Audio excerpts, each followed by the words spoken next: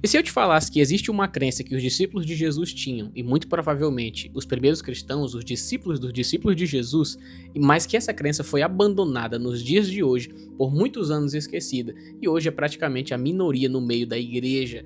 Muitos não só não falam mais dessa escatologia, mas falam contra ela. E isso é algo muito sério. Sim, o nosso assunto hoje é muito sério, e eu quero te convidar a ficar até o final do vídeo comigo, que eu vou te falar que escatologia é essa, a escatologia mais antiga da história da igreja, que foi deixada de lado por muitos cristãos. Meus amigos, nosso assunto de hoje ele é muito sério, então eu vou tentar ser direto, porque muita informação vai ser dada nesse vídeo. Eu só preciso fazer alguns adendos aqui. A primeira coisa é, sim, eu acredito que essa é a escatologia mais antiga da história da igreja, e ela tem um nome, e é basicamente isso que eu vou tentar te mostrar hoje, porque que isso é importante, porque que a gente precisa considerar isso para de fato passar a olhar um pouco a escatologia bíblica a partir dessa ótica. Eu preciso primeiro abrir um parênteses e dizer para você que o nome pouco importa, tá bom? A ideia é a crença, o que a Bíblia ensina de fato. Como eu falei no vídeo passado, a minha ideia sempre foi encontrar uma escatologia bíblica que ela fosse clara com o que o texto está dizendo e não com o que o texto quis dizer. Que eu não precisasse fazer um malabarismo para explicar algo simples dentro da escatologia bíblica. E foi no pré-milenismo histórico, que é o nome dessa escatologia, que eu encontrei tudo isso. Mas não se engane, a minha ideia aqui não é defender uma vertente teológica.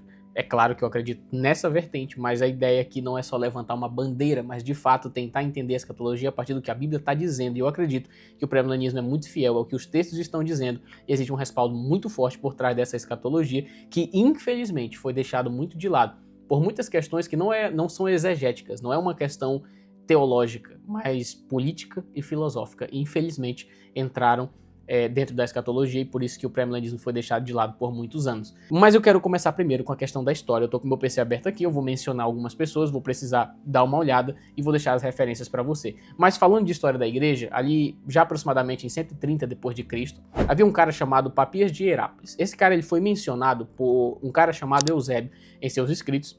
E Eusébio diz que Papias, eu lembro que nós estamos falando aqui de que 130 depois de Cristo, é literalmente muito recente, é o início da história da igreja, é os primeiros cristãos ali. E você já tem escritos mencionando, por exemplo, Eusébio falando de Papias, dizendo que Papias ensinava, o texto que ele diz é o seguinte: coisas incríveis sobre o futuro reino literal de 1000 anos. Você vai ter em 150 depois de Cristo um cara chamado Justino Marte escrevendo o seguinte: mas eu e muitos cristãos ortodoxos, em todos os pontos, sabemos que haverá uma ressurreição da carne e 1000 anos em Jerusalém, reconstruída, adornada e ampliada. Você vai encontrar essas informações no Diálogo com Trifão, capítulo 80. Você pode pesquisar, ler mais, estudar um pouco mais sobre a história da igreja. Você vai perceber que existe um aparato histórico muito grande para perceber que os cristãos no primeiro século acreditavam que existiria um reino milenar de Jesus sobre a terra, que não só os judeus acreditavam nisso, essa crença ela foi passada e passou-se a esperar isso, a entender que Jesus voltaria para governar sobre toda a terra. Então você tem uma escatologia que nos 3 primeiros séculos da igreja ela foi predominante. A ideia de um reino literal e milenar de Jesus sobre a terra era predominante pelos primeiros cristãos nos primeiros séculos da igreja. A pergunta que vem, então, quando foi que mudou? Por que mudou? Para mim não foi uma questão teológica, mas foi uma questão mais política e filosófica, um desejo de rejeitar os judeus do plano de Deus que gerou toda essa coisa. Mas eu vou reservar um vídeo só para Israel nesse plano, onde eu vou falar mais sobre essas questões. Mas quando foi que os cristãos pararam de acreditar em algo literal e passaram a acreditar em um reino espiritual que já está, por exemplo, acontecendo, que foi muito popularizado pelo amilenismo. Eu gosto de começar a minha explicação sobre isso falando de Orígenes. Orígenes era um cara que ele tinha uma leitura da Bíblia muito alegórica. Então Orígenes ele é um dos primeiros a trazer que a ideia de um reino literal era muito materialista e que a gente devia rejeitar isso. Então o reino não podia haver um reino literal, porque tudo tem que ser espiritual, então tenho que rejeitar essas ideias. Mais à frente, você tem o cara que para mim vai ser uma das figuras mais importantes na disseminação da ideia contra um reino literal, que é um cara que aí, diferente do Orígenes, que na minha opinião era um herege, diferente do Orígenes, você vai ter um cara que muito respeitado, que realmente é um grande teólogo e que eu gosto muito dele, que é o Agostinho de Hipona. Agostinho de Hipona, no início de sua vida, de sua caminhada, ele acreditava num reino literal de Jesus, mas depois ele passou a rejeitar isso e começou a crer em um reino espiritual que já está rolando e não vai haver Jerusalém reconstruída, não vai haver reino a partir de Israel mais. Então Agostinho já começa a crer nisso, que é basicamente o que vai se ampliar ainda mais até chegar no Calvino, que a partir do Calvino vai nascer ideias ainda mais fortes a respeito de um reino que ele não é literal, ele é espiritual e ele não está rolando agora, e ele já está rolando agora, então eu devo rejeitar toda a ideia de que esse reino ele é literal a partir de Israel. Aqui também nasce a teologia da substituição, onde muitos afirmam que a igreja substitui Israel no plano de Deus, então tudo aquilo que pertencia a Israel agora pertence à igreja como um todo e não existe mais nada para o Israel literal, o que também é muito ruim, é uma leitura muito ruim da Bíblia, é uma tentativa de espiritualizar textos que são tão claros que chega a ser, na minha opinião, desonesto. Mas, como eu disse, vou gravar vídeos especificamente sobre esses pontos. Qual que é a ideia desse vídeo aqui? É te mostrar, primeiramente, que a ideia de um reino literal não é recente. A ideia de um reino literal é a escatologia mais antiga da história da igreja. Um cara chamado Nathan Busenitz, ele escreveu algo: a história não possui autoridade sobre a escritura, mas ela pode afirmar a posição pré-milenista, indicando que as primeiras gerações de cristãos, em geral, interpretaram o testemunho apostólico através de uma lente pré-milenista, ou seja, esperava-se um reino futuro messiânico de 1000 anos sobre a Terra. O pré-milenismo, portanto, não é um desenvolvimento recente, pelo contrário, é o mais antigo ponto de vista escatológico da história da igreja.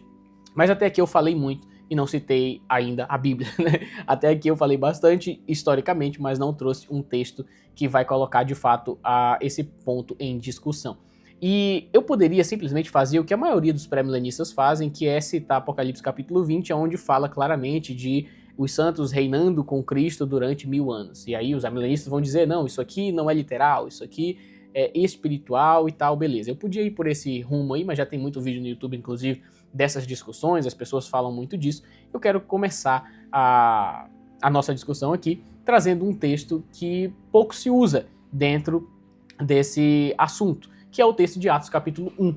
Vou ler o texto para vocês entenderem. Certa ocasião, enquanto comia com eles, deu-lhes esta ordem: não saiam de Jerusalém, mas esperem pela promessa do Pai, da qual eu lhes falei, pois João batizou com água, mas dentro de poucos dias vocês serão batizados com o Espírito Santo. Então os que estavam reunidos lhe perguntaram: Senhor, é nesse tempo que o Senhor vai restaurar o reino a Israel?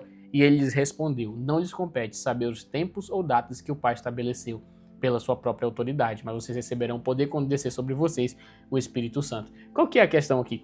Eu já vi alguns pastores quererem até ridicularizar os discípulos aqui e falar assim, olha, não tem nada a ver, os caras estavam fazendo uma pergunta nada a ver aqui, perguntando de reino, os caras são materialistas demais, os caras estão pensando em Jesus militar e não tinha nada a ver com isso, olha só. Com toda a sinceridade do meu coração, essa leitura não é só pobre, ela é desonesta.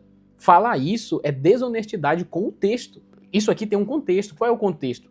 Os discípulos estavam caminhando com Jesus há anos. Os discípulos estavam sendo discipulados por Jesus e ouvindo as palavras de Jesus, ouvindo Jesus recitar os profetas. A essa altura, os discípulos poderiam não ser os maiores mestres do mundo, mas eles já tinham conhecimento das profecias bíblicas. Eles sabiam sobre as profecias de um reino literal do Messias em Jerusalém. Que inclusive o fato de Jesus na primeira vinda não ter estabelecido esse reino foi o que gerou uma grande confusão com os fariseus, por exemplo, porque eles aguardavam o Jesus militar, o Jesus que iria governar, sentar num trono em Jerusalém. Mas o que eu vejo muita gente pregando é como se esse Jesus nunca fosse existir, ou como se estava todo mundo errado ali em esperar esse Jesus. E eu gosto sempre de dizer, o que eles erraram foi o time, foi o momento, e não o que eles acreditavam sobre o Messias. E os discípulos, com base nessa crença, eles fazem essa pergunta, porque o que Jesus estava falando aqui? Olha, fiquem em Jerusalém, Jesus já tinha sido morto, Jesus já tinha ressuscitado. Ele fala, fiquem em Jerusalém, vocês serão revestidos de poder. O que está faltando? Está faltando o reino do Messias. Então os caras tiveram coragem, chegaram para Jesus e disseram assim, Jesus, é nesse tempo? Eles nem colocam a possibilidade, talvez, disso não acontecer. Eles só estão querendo saber o tempo. É como se eles estivessem dizendo assim, olha, nós sabemos que isso vai acontecer, mas a gente quer saber, é nesse tempo que o Senhor vai restaurar o reino a Israel? Aí Jesus, ao invés de dizer assim, olha, vocês estão viajando, vocês entenderam tudo errado, eu não sou um militar, eu não sou esse rei que vocês estão esperando, não, é tudo espiritual, já está acontecendo agora. Não, em vez de Jesus falar isso, ele diz assim, olha, vocês não precisam saber, não compete a vocês saber os tempos e datas que o Pai reservou, segundo sua própria autoridade. Ou seja, existe um tempo para isso acontecer. Jesus, na verdade, ele confirma a pergunta dos discípulos e não desafirma ela, ele confirma essa pergunta. Isso aqui para mim é suficiente para você não precisar dar um malabarismo gigantesco para tentar dizer que o reino milenar de Jesus é espiritual. Porque é muito claro o texto. Jesus, se os discípulos estivessem errados, Jesus teria dito. Jesus teria porque a oportunidade perfeita é essa aqui. Os caras estão perguntando de um reino que, em tese, para alguns, não vai existir. Mas não é isso que Jesus faz. Ele confirma. Então você vai ver os profetas falando desse reino. Você vai ver Isaías capítulo 1, capítulo 2, capítulo 11, capítulo 65. Vou deixar essa lista aqui, eu não tenho como ler esse texto todo para você. Mas se você for em cada um desses textos, você vai ver a palavra de Deus, os profetas profetizando em nome do Senhor. Assim diz o Senhor. Então, por exemplo, no caso de Isaías, se eu não me engano, no capítulo 2, ele diz: naquele dia todas as nações subirão a Jerusalém para adorar o Senhor. Você vai ter um dos textos para mim que são um dos mais fortes disso, que é Zacarias capítulo 8, onde o texto diz que as pessoas vão agarrar na barra da vestes de um judeu e vão dizer: nós vamos com você porque ouvimos dizer que o Senhor está no meio de vocês. Quando foi que isso aconteceu na história? Quando foi que isso se cumpriu? Tudo isso era Deus trollando o povo? É claro que não. Então eu acredito fortemente que haverá um reino de Jesus a partir de Israel. Eu vou deixar essa lista de textos aqui, faz o teu dever de casa, lê os textos. Isaías capítulo 1, 2, 11, 65, Zacarias capítulo 8, 14, Ezequiel 36, Ezequiel 37, Ezequiel 33, Atos capítulo 1, versículos 6 e 7, medita nesse texto aí, Apocalipse capítulo 20, Apocalipse capítulo 19, uma série de textos. Isso aqui é só o que eu tô tentando, é o que eu tô conseguindo lembrar de cabeça aqui agora.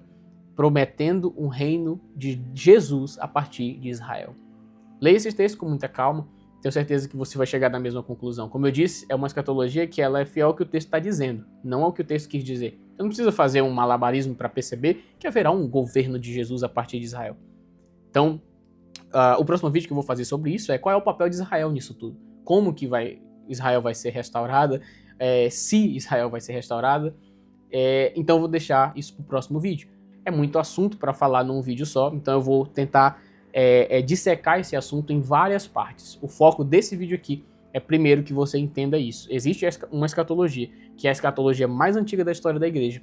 Os primeiros cristãos acreditavam nisso. É muito provável que os discípulos acreditavam nisso, né? Porque se eu disser que os discípulos acreditavam nisso, alguns podem dizer assim, então está usando um argumento que ele é impossível da gente discordar, porque se os discípulos acreditavam, nós temos que acreditar nisso, porque os apóstolos trouxeram a palavra de Deus para nós, inspirados pelo Espírito Santo e tal. É basicamente isso mesmo, você está basicamente entrando numa linha que é muito difícil você sair dela, porque se os apóstolos acreditavam nesse reino literal e os primeiros cristãos também acreditavam, por que nós não acreditamos hoje?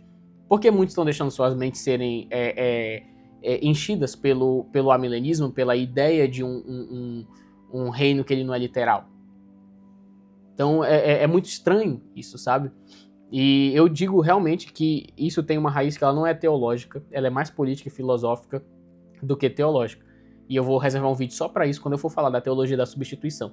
Mas aqui a minha ideia era essa, é que você entenda isso. Existe um respaldo histórico para tudo isso e um respaldo também na palavra para se crer num reino milenar de Jesus. Portanto, o pré-milenismo não é só uma escatologia como muitas outras, é a escatologia mais antiga da história da igreja. Nós devíamos todos acreditar num reino literal e milenar de Jesus sobre a terra, porque é isso que a Bíblia ensina, é isso que os primeiros cristãos acreditavam, e é isso que muito provavelmente os discípulos também acreditavam, e é isso que inclusive os judeus esperam até hoje, esse reino de Jesus a partir de Israel. Eu acho que ninguém estava enganado, só erraram o timing, porque esse Messias, esse governo literal, um dia ele vai vir e vai ser estabelecido sobre a terra.